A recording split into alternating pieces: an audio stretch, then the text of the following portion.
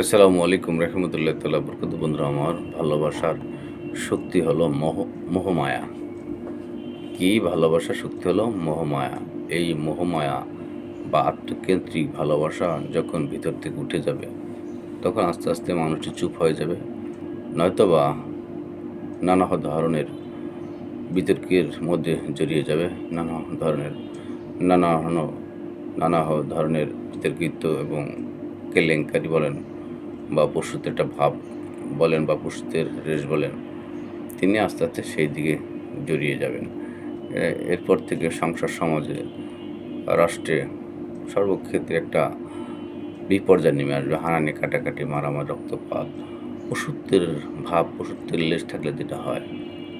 আজকের বিশ্ব অশান্ত হয়ে উঠছে। আজকের বিশ্ব আর শান্ত বিশ্ব নেই। সমগ্র বিশ্বের মধ্যে যেন হানাহানি, কাটাকাটির, মারামারি, রক্তপাত আমরা দেখতে পাচ্ছি।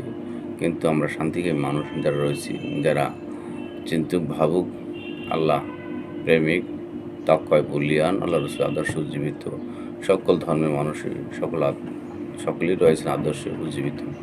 তাদেরকে চিন্তা ভাবনা করতে হবে। যুদ্ধ নয়, আমরা শান্তি চাই। যুদ্ধে অনেক ক্ষয়ক্ষতি হয়, যুদ্ধে অনেক অ্যাসেট ধ্বংস হয়ে যায়, যুদ্ধে অনেক শিশু মারা যায়, অনেক মানুষ অকাতরে ঝরে যায়।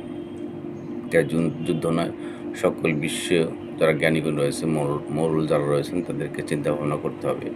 আমি একটা বোম ফুটালে তারা একটা বোম ফুটাবে, একটা মানুষকে হত্যা করলে তারা একটা মানুষকে হত্যা করে। তাই শান্তির জন্য বসুন এবং সমঝদার আসুন। কাউকে একদিক না একদিক ছাড় দিতে হবে। ছাড় দিতে পারলে, স্যাক্রিফাইস করতে পারলেই এ পৃথিবী শান্তিময় হয়ে উঠবে।